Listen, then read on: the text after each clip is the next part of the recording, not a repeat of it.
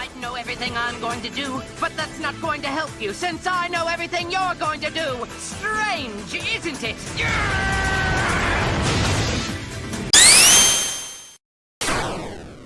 Metal Sonic is one of those Sonic characters that everybody loves. He seems to be one of the most iconic characters in the franchise. But there's been some ideas circulating amongst the fan base that Metal Sonic is washed up. Gone are his days of being seemingly a direct matchup to the actual Sonic. And now it seems like Metal Sonic is nothing more than a punching bag for Sonic and his friends to beat up on every single time he appears in the series now. So has Metal Sonic lost his edge? Is Metal Sonic no longer the threat that he supposedly once was in the Sonic franchise? Well, we have some new revelations from people that work on Sonic lore today, so we're going to get into that, but make sure to subscribe to the channel with all notifications.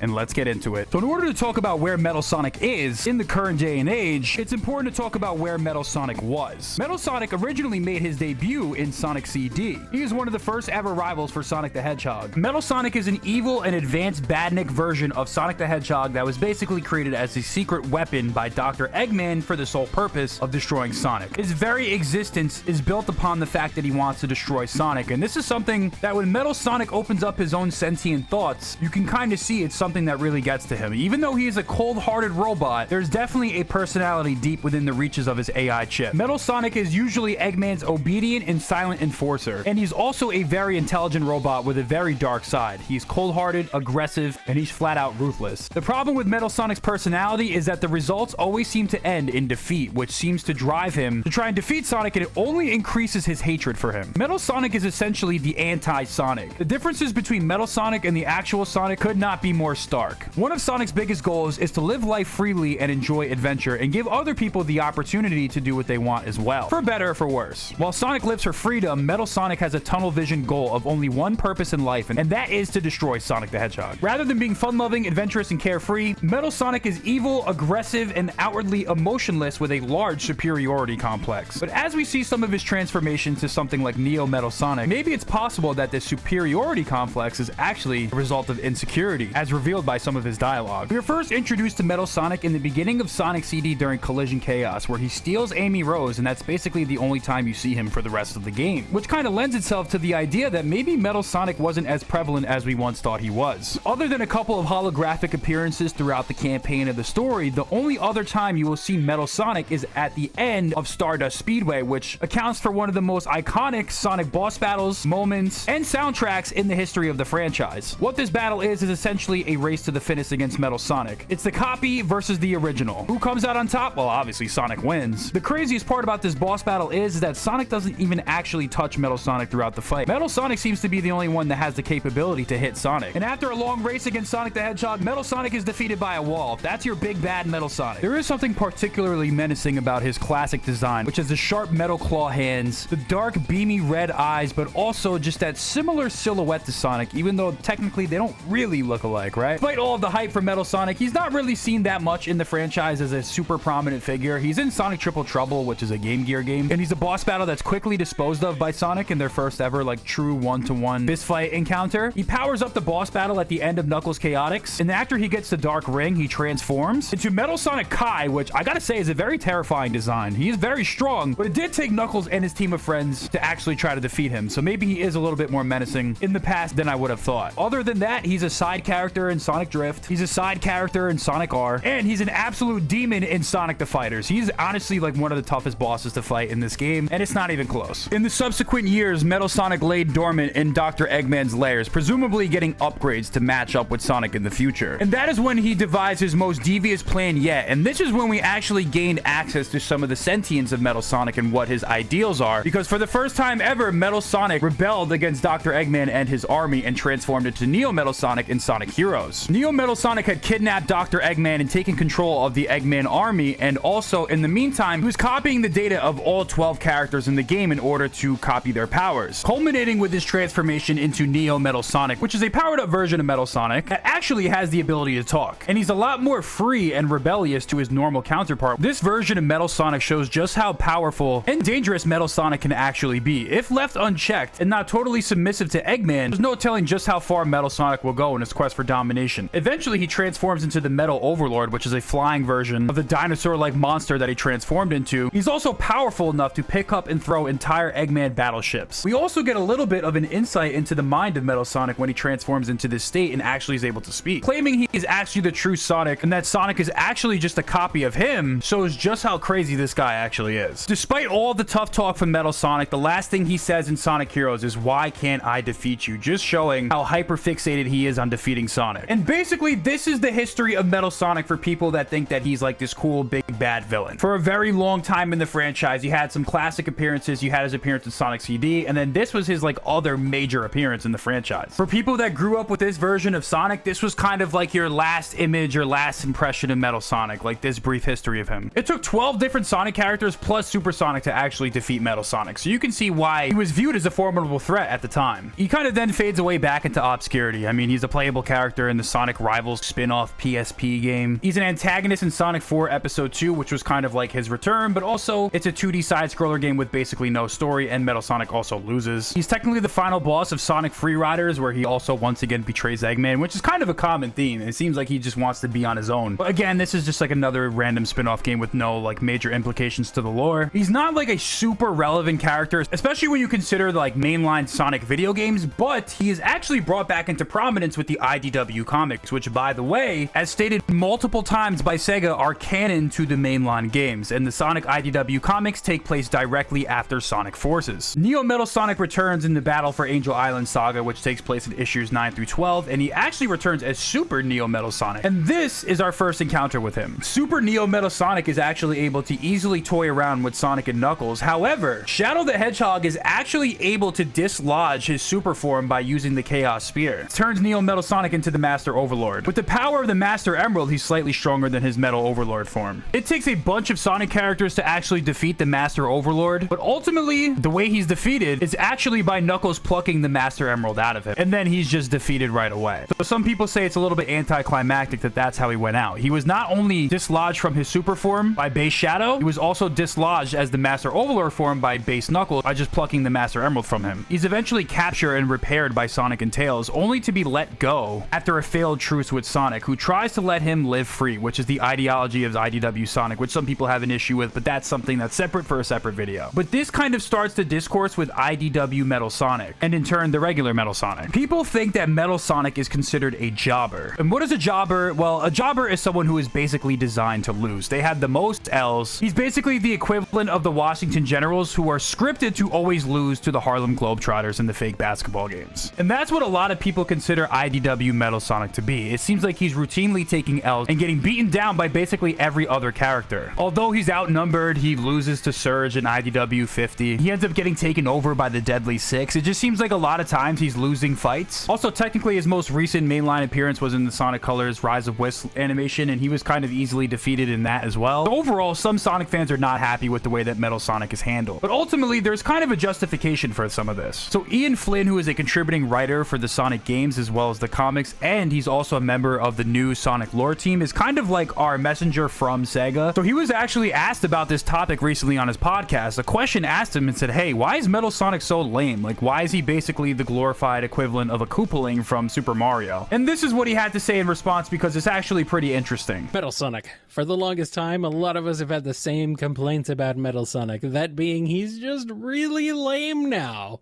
He went from being Sonic's ultimate rival to just bad guy of the week. And that's mainly because Metal just gets beaten way too easily nowadays. This will probably come off more as a request than a question, but is it possible at all for Metal Sonic to get the same treatment? It's a shame that a character like Metal Sonic is meant to be this terrifying, overpowering menace, but ends up just feeling like the Sonic equivalent of a Koopaling. Oh.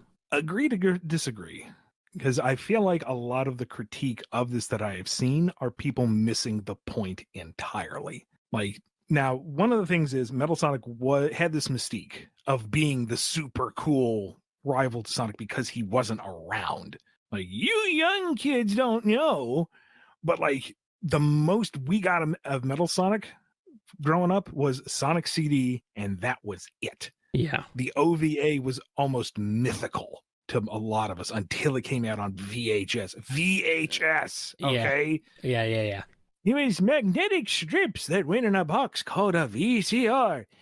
Like, there was a decade where Metal Sonic just didn't exist for the most part outside of the comics. So to have him return to the games with Heroes and become a reoccurring threat was a continental shift for the old fan base. And now he's very prevalent. The thing is, with him around, that mystique's going to wear off. He is the bad guy. He exists to be beaten. And the more that he's around, the more he's going to be beaten. And that is just the nature of the beast. He has to be overcome by Sonic. And in his appearances, thus far, Sonic's the only one who's really been able to directly tangle with him. I know one that's come up a lot is the Surge and Metal Sonic fight. Metal Sonic got jobbed. No, he didn't. He went up against a person who was built from the ground up to go toe-to-toe with Sonic. And she still only came out on top because she teamed up with Kit, and Kit ambushed Metal Sonic. And they got in a cheap win.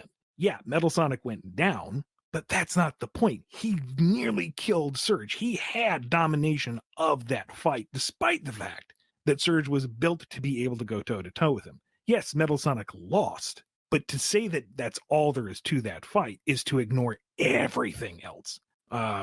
In the recent Amy Rose special, and it's fairly frequent, so I'll try to be vague enough without spoiling too much, but she spends the entire thing running and hiding from him. And she doesn't really beat him so much as gets away, temporarily delays. Metal Sonic was a tour de force in that one. He was an omnipresent threat that no one could really handle, just deal with. So we could have Metal Sonic do more against other characters, I suppose, to show that Sonic is one of the select few that can hold their own. But to say that in general that Metal Sonic has not been treated as a threat, I don't buy it. He is always something that has to be taken seriously, and there always has to be a concentrated effort to subvert or defeat or delay or whatever. He can't just be brushed off. He is a threat. Oh yeah, I mean, I agree with you. Like he's never been shown to be kind of outright jobbed in any way. Not really. He's always been just a freaking he's a force of nature, really, in the same way Sonic is when he wants to be. And don't put him on too high of a pedestal, because his very first appearance, he lost to a wall. So True. So that is a pretty valid response from Ian Flynn with regards to the criticism about Metal Sonic. Now, a lot of people consider him to be a jobber, or he's designed to lose, which ultimately, if you think about it, in a cartoon comic book and cartoon gaming franchise, obviously the bad guys are supposed to lose. But maybe there's some merit to the other side that also thinks that Metal Sonic does deserve more, and that he does have this interesting character arc, especially when you consider his true desires and how he almost achieves them, which makes you think that this character has a lot more potential for how he's currently being used, which some people think is just like a punching bag for all the Sonic characters. So what do you guys think about Metal Sonic's current position in the Sonic lore, Sonic IDW, as well as the Sonic games? Do you think that he's being done dirty, or do you think that the critics are overblowing this?